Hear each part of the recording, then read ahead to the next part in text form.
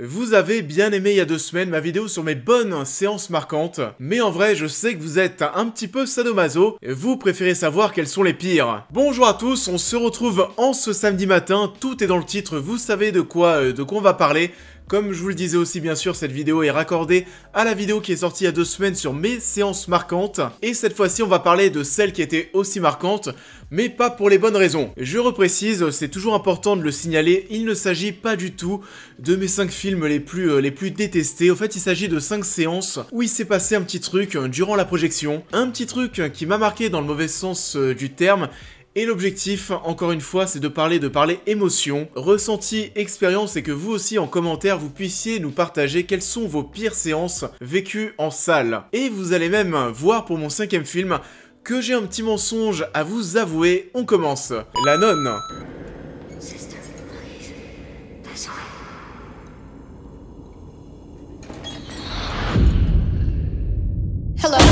Je vais commencer avec La Nonne parce que il me semble déjà que j'en avais parlé dans ma critique que j'avais sorti lorsque le film est sorti, mais durant ma séance, il s'est passé quelque chose que j'oublierai pas de sitôt. Alors déjà, faut savoir, je sais pas comment c'est chez vous, mais je sais que ça touche de nombreuses personnes. Lorsque vous allez voir des films d'horreur à des séances tardives, en tout cas en soirée, vous allez certainement et très souvent finir dans une salle avec pas mal de petits merdeux, ou en tout cas voilà, des gens pas très civilisés. La Nonne, qu'est-ce qu'il s'est passé ?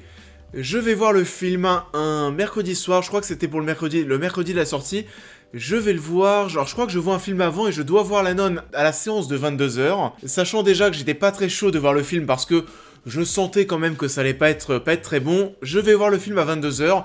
Il se termine aux alentours de minuit 15, en tout cas c'est ce qui est prévu. Et si vous ne le savez pas, si vous n'habitez pas Paris, minuit 15, on approche des derniers métros et je devais, en fait, après la séance, il fallait vite que je parte du cinéma pour aller prendre le métro et rentrer chez moi. Pourquoi est-ce que je vous parle de tout ça? Et bah c'est parce que durant ma séance, pour la première fois de ma vie, en pleine projection, j'étais assis en milieu de salle. Au bout d'un moment, je commence à entendre des gens crier derrière et je me retourne.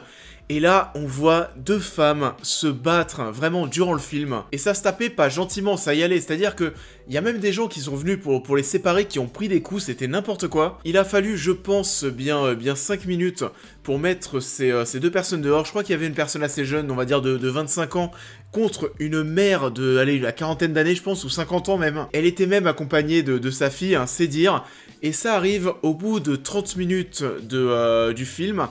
À ce moment-là, déjà, j'en pouvais plus. J'attendais qu'une chose, c'est qu'on arrive à la fin. Les 2 femmes se battent, on arrive à les foutre dehors. Et d'un coup, je vous le donne en mille, qu'est-ce qui se passe? Je savais même pas que ça pouvait arriver. Le film, le projectionniste, écran noir. Et le film est reparti 5-10 minutes en arrière. C'est-à-dire que déjà que je me faisais chier, que j'en pouvais plus. En plus, on m'a fait revoir ce que j'avais déjà vu. Je n'en pouvais plus, je voulais mourir, je voulais juste me casser.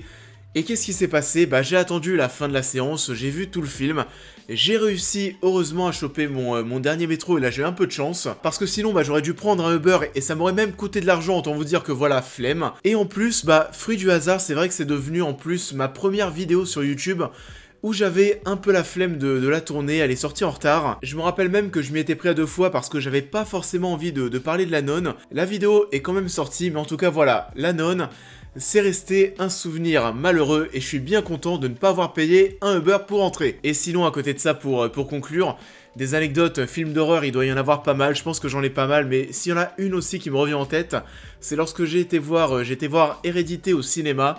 Et à côté de moi, il y a une meuf qui a sorti de son sac, au bout de 20 minutes, un plat, une salade, avec ses couverts, et qui s'est mise à manger à côté de moi. Le respect, je sais pas où il est, on passe à la suite.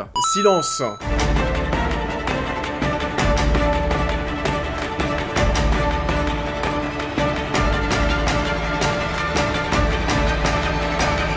Ouh, celui-ci va pas vous plaire. Je sais que Silence a réussi à acquérir une petite communauté de fans quand même. Je sais pas s'il y a que des fanboys de Scorsese, mais Silence, c'est vrai, je pense que dans cette liste, c'est le premier qui m'est revenu en tête. Je l'ai vu, alors lorsqu'il est sorti, je l'avais vu à Rosny-sous-Bois dans le 93. Et autant vous dire, je sais pas si c'est parce que j'étais plus jeune à l'époque, mais je fais partie des gens qui se sont royalement fait chier devant Silence. Et je pense pas être le seul parce que c'est ma première anecdote sur la séance. C'est la première fois de ma vie que j'ai vu autant de personnes quitter une salle de cinéma durant la projection, et je pense même, j'en avais déjà parlé sur Twitter, mais là comme ça dans mes souvenirs, ouais, il y avait bien plus de la moitié de la salle qui était partie. Je me rappelle pas s'il y a eu un souci de communication à l'époque, ou alors si tout simplement les gens ont été au cinéma parce que c'était Scorsese, et on va pas se mentir, ils ne s'attendaient certainement pas à ça. Et je me rappelle très bien, j'y avais été avec un pote, qui s'est aussi autant ennuyé que moi, et au final on s'est quand même bien marré, parce que le fait de voir autant de personnes quitter la salle au compte-gouttes, on a commencé à en rigoler, à faire plein de blagues en rapport avec le foot. En fait, ce qui s'est passé, c'est qu'au bout, allez, j'ai envie de dire au bout d'1h45, au bout de 2 heures, je sentais que lui, il en pouvait plus. Vous savez, il a ce petit tic que beaucoup de personnes ont. Vous savez, les gens qui veulent savoir où on en est durant la séance, qui veulent regarder l'heure sur leur montre, et qui vont pencher leur montre vers l'image pour avoir un peu de lumière et voir quelle heure il est. Et ça, je me souviens très bien, il l'a fait plein de fois, mais je savais qu'il en pouvait plus. Et je sentais qu'il essayait de me faire, vous savez, des petits regards de coin pour essayer de me croiser. Essayer de croiser mon regard pour savoir où j'en étais par rapport au film. C'est ce qui s'est passé au bout de 2 heures, et on a commencé à se taper une petite barre parce qu'on était lessivés. Fallait finir sur une bonne note, on a commencé à se taper des barres sur toutes les personnes qui quittaient la salle petit à petit. On faisait des blagues par rapport au foot, comme si on vivait un match de foot. On faisait les commentateurs en gros du style « Ah, carton rouge à la 82e minute, oh mais quel dommage !» Donc oui, je reverrai peut-être Silence un jour. En attendant, c'est vrai que j'en garde un souvenir parce que je me suis ennuyé, j'ai vu beaucoup de personnes quitter la salle. Je pense que l'autre séance où j'ai vu autant de personnes partir, c'était à l'avant-première de la tour de contrôle infernal. Eric et Ramsey étaient présents, ce qui fait que la salle était vraiment blindée. Et là aussi, je pense bien que 60% des personnes étaient parties. Silence, on en garde quand même un bon souvenir parce qu'on a bien rigolé. Ça m'a marqué, vous l'imaginez bien. C'est tout pour moi. J'entends pas. Est-ce que vous êtes là? Ah, bah enfin, on va parler film français. Alors ça va peut-être vous étonner que je parle de C'est tout pour moi, il y en a peut-être beaucoup d'entre vous d'ailleurs qui n'ont même pas vu le film. Pourquoi d'abord j'ai été le voir au cinéma? Ce qui s'est passé à l'époque où c'est sorti, vous allez peut-être vous en rappeler.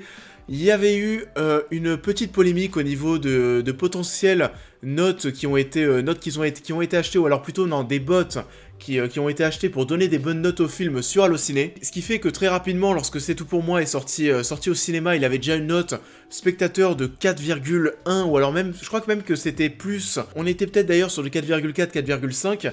Donc, moi, aussi naïf que je suis, je me suis dit, bah, je vais y aller. Et la vérité, pourquoi est-ce que j'ai choisi de vous parler de ma séance de C'est tout pour moi? C'est parce que c'est tout simplement la première séance de cinéma de ma vie où j'ai eu une réelle envie de me casser de la salle. J'ai pas du tout adhéré au projet, j'ai pas adhéré aux blagues racistes, clichés, j'ai pas adhéré à toute cette ambiance très égocentrique. Pour vous résumer le tout, en gros, C'est tout pour moi, c'est un film qui était réalisé par Nawel Madani, qui était interprété, le rôle principal était pour Nawel Madani. Le long métrage parlait de Nawel Madani de son adolescence jusqu'à son âge adulte, c'est-à-dire que c'était même elle qui jouait sa personne adolescente.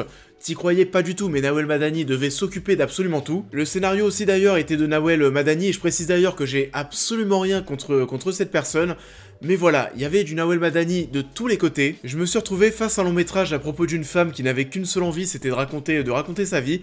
En plus, il y avait des choses qui pouvaient être intéressantes. C'est un film qui va parler de stand-up, de comment le secteur du stand-up peut être assez cruel parfois. Et il y avait des passages où tu voyais des jeunes artistes se piquer les blagues. Enfin voilà, il y avait tout un travail sur ça qui aurait pu être intéressant, qui aurait pu être le cœur du film.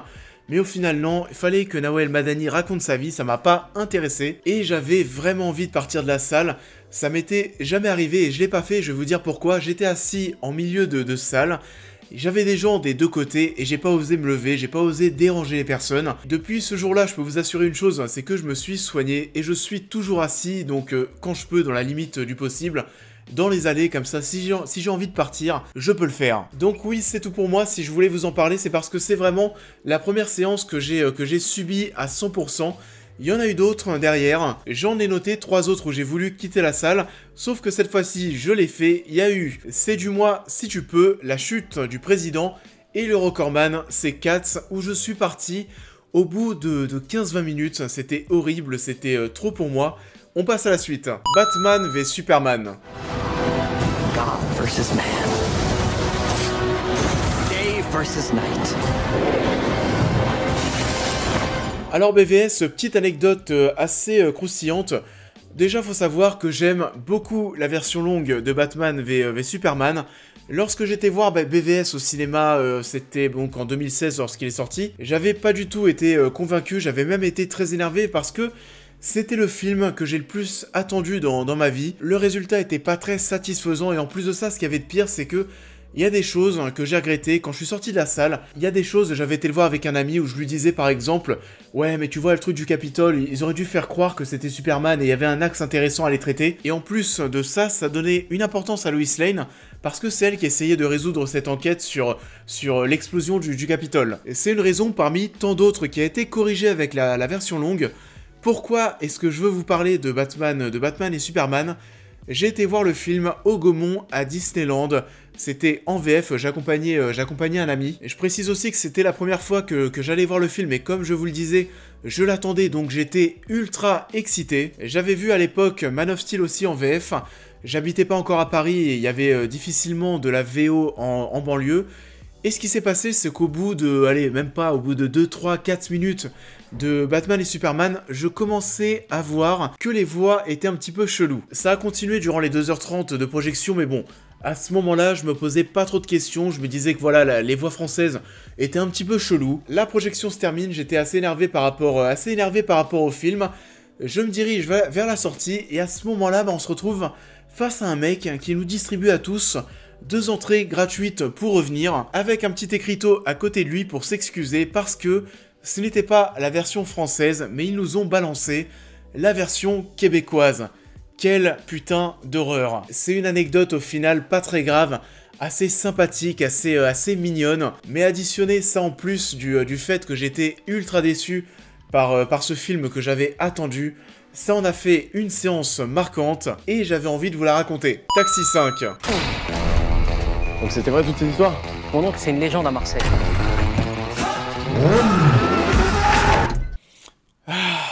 Pas de surprise, hein, je pense, pas de surprise. C'est vrai qu'à l'époque de la sortie du film, j'ai sorti une petite vidéo qui m'a un peu fait connaître, peut-être un peu, qu'on se remette dans le contexte. Donc à ce moment-là sur YouTube, j'avais sorti seulement 9 vidéos. J'étais simplement à 480 abonnés. Je venais tout juste de commencer et Taxi 5, j'avais été le voir en avant-première au Grand Rex. Il me semble que c'était vers les coups de 16h. Le dimanche qui a précédé la sortie du film. Je vois Taxi 5, vous savez ensuite dans quel état j'étais. La vidéo déjà parle d'elle-même, mais ce que vous savez peut-être pas, c'est que j'étais sorti de la salle vraiment très triste, parce que je savais que ce film allait cartonner, je savais déjà que ça allait faire plusieurs millions d'entrées. À côté de ça, il y a des films qui sont vraiment très bons, qui ont du mal parfois à dépasser les 200 000 entrées, donc forcément ça fout un petit peu les boules. J'étais triste et je devais tourner ma vidéo le soir même en rentrant du cinéma parce que, si vous vous en souvenez bien, je vous en ai parlé, le mur qui était situé juste derrière moi, et il était très fin et juste derrière il y avait ma voisine qui habitait là. Je savais que j'allais être un petit peu plus en roue libre que durant mes premières vidéos, donc je voulais tourner cette vidéo le dimanche soir parce qu'elle n'était pas là. Le problème c'est que j'avais plein de choses à écrire, plein de choses à dire, donc j'ai écrit, et à 23h minuit, je m'étais toujours pas lancé dans mon tournage, je devais bosser le lendemain, et ce qui s'est passé, c'est pas bien, je n'ai pas été travailler le lendemain au travail, j'ai séché le travail, et à ce moment-là, je me retrouve ce lundi matin chez moi, j'ai du temps pour faire la vidéo, je vais même faire une petite intro sur les toits de Paris, j'ai du temps, je prépare bien ma vidéo pour la sortir en temps et en heure, la sortir le mercredi soir. En plus de ça, c'est assez drôle, mais j'avais suivi le lancement de la vidéo et les premières retombées, les premières vues que c'était en train de faire. J'étais au McDo de rue de Rennes à Montparnasse. Forcément, celui-là, il est toujours dans un putain de McDo. Et l'addition de cet événement plus le fait que j'avais détesté le film, que j'avais été même très triste à cause du film, et qu'en plus de ça, cette vidéo m'ait servi de tremplin et m'ait permis de me faire un petit peu connaître. Je suis monté en un mois à 3500 abonnés à l'époque, ce qui est mais vraiment plus que pas mal de prendre quasiment 3000 abonnés avec une seule vidéo.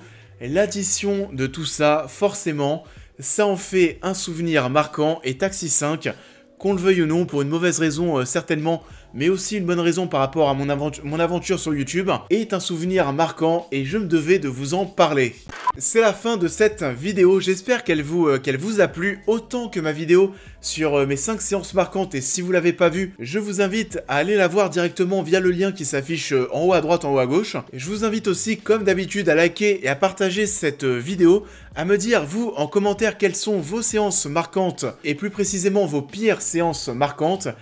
La semaine prochaine sera une semaine assez spéciale, puisque ce sera la semaine des 2 ans de la chaîne, et il n'y aura pas de critique de film, il n'y aura pas de critique de série. On va parler bilan sur l'année qu'on a passée, avenir de la chaîne, on va parler argent, et j'aurai encore une fois, c'est sûr, pas mal d'anecdotes à vous raconter. Je vous souhaite à tous un bon week-end, et je vous dis à très vite.